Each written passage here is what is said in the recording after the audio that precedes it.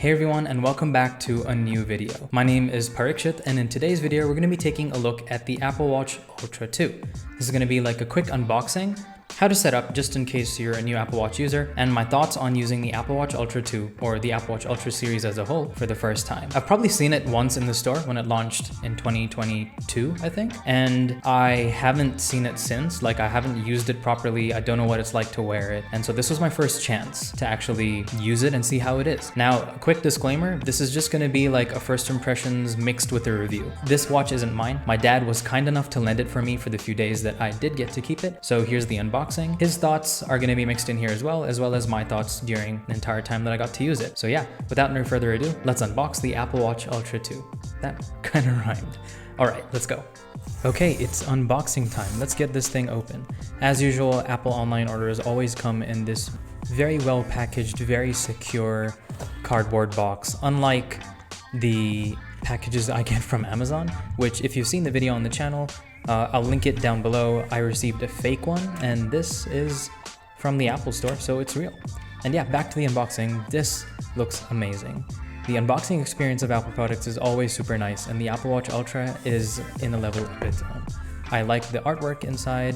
I'll set that aside and you guys can have a closer look of these black and white mountains, which remind me of the first Apple Watch Ultra ad.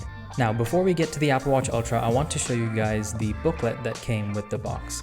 Now, this shows you the 3 different varieties of the straps, and it's basically the instruction manual. It shows you how to use it, charge it, the things that you can do with it, understanding and operating it, and of course we've got our paperwork in the back. Now, let's get to the Apple Watch Ultra strap. My dad's preference was the Alpine loop, and so we went for it in this blue-green color. Let me just take that out. And here it is. Now, like I said before, I haven't used the Apple Watch Ultra at all, apart from glancing at it in the Apple store. And to see that the strap was made out of titanium components as well is a really nice touch. But now, let's get to the main event, the watch.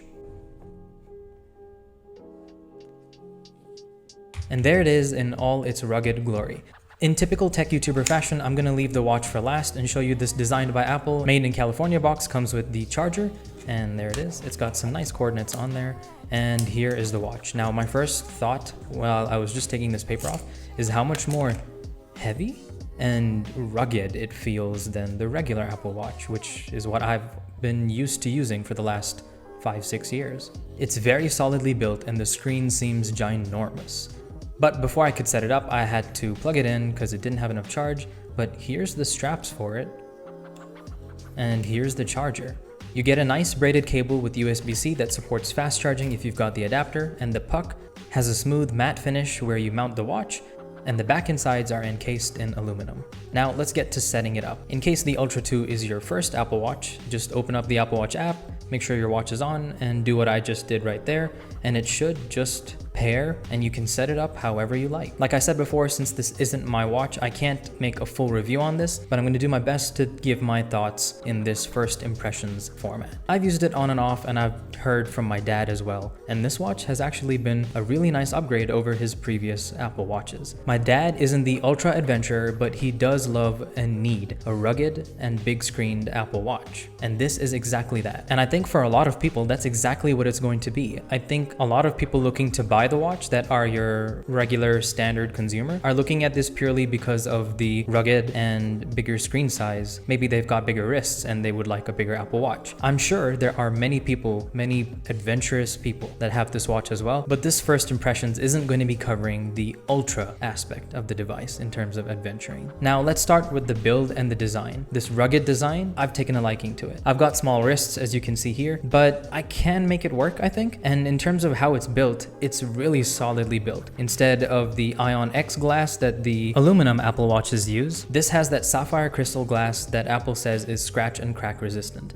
And crack resistant, I'm not sure about, but it has been extremely scratch resistant. I can't find any gashes or tiny scratches throughout my dad's rugged use of the Apple Watch Ultra. The display is nice and big. The 49mm size is unlike any other Apple Watch, and you can tell how bright this display gets in direct sunlight. So it reaches a maximum of 3000 nits, and boy oh boy, it looks great under sunlight. Night mode on the Apple Watch Ultra is pretty interesting. So basically all it does is in the dark, it puts a red filter over the display so that it removes the retina altering blue light, and those who are outdoors and are relying on their night vision don't look at the watch and are blinded by a bright display or the blue light. So yeah, that's basically what night mode is. It comes with two faces, which is the modular ultra or the Wayfinder watch face, and you got to make sure that you turn it on in the customization options for both the watch faces. All Apple Watch Ultras come with the option to have cellular service on them, which means you could leave your phone behind and still get phone calls, text messages, navigate using maps, or even stream music and podcasts using your cellular connection. All right, now let's get to the body of the Apple Watch Ultra 2, because there's a lot of stuff going on here that isn't going on the regular Apple Watches. First up, you've got a 3 microphone array with beamforming and noise isolation, and you've got your side button, your digital crown, and right above that is the depth gauge and the water temperature sensor. And on the other side, we've got the siren/speaker, the GPS antennas under the screen, and a speaker, and of course the action button.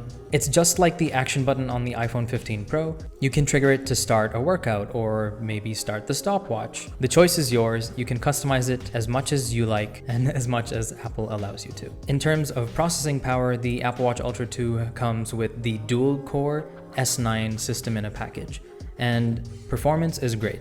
No hitches, super smooth, super fast, and it allows for features like double tap, which can run in the background without draining your battery, and also on-device Siri support. And also, just so you know, here's how the siren sounds on the Apple Watch.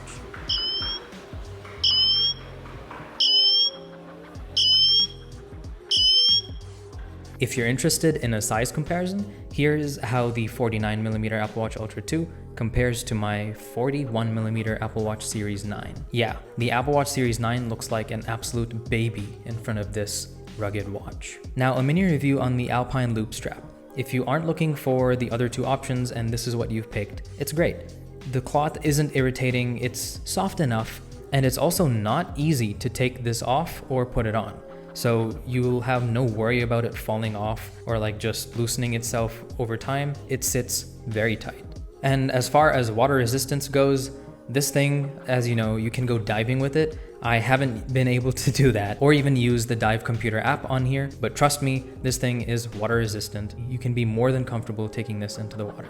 Double tap, as I've learned with my Series 9, is actually a super convenient feature. You just can't touch your watch. Being able to perform actions like picking up calls, stopping the timer, starting a timer, and responding to notifications is super helpful. According to my usage and my dad's usage, the Apple Watch Ultra 2 easily reached 2 days, much longer than my Series 9, and with low power mode on, it says on Apple's website that you could go up to 72 hours, which we haven't tested, but if it could last this long in the regular battery mode, I'm sure it can last longer in power saving. Fast charging has been super great too. Okay, so one feature that's kind of changed since launch for the Apple Watch Ultra 2, only in the US though, is the fact that you don't get the blood oxygen monitoring feature anymore. Apple's in like this legal patent war with another company who they've supposedly infringed, and so there is no blood oxygen tracking for users in the US. If you buy the watch in the US and use it elsewhere, I'm not sure if you still get the feature or not, because I don't think they removed the piece of hardware in there that allows for that functionality. But yeah, if you live in a country other than the United States, you should have the blood oxygen monitoring feature, no problem at all. And yeah, the Apple Watch Ultra 2 does come with the ECG feature, so don't worry about that. All right, so that brings us to the end of this video. I hope you guys found it helpful. If you did, hit that like button, subscribe, and hit that bell icon so you don't miss any future uploads. And if you've made it this far into the video, leave Ultra Fantastic in the comments below, and I'll see you down there or in the next video. Once again, thank you so much for watching, and I'll see you guys in the next one. Peace.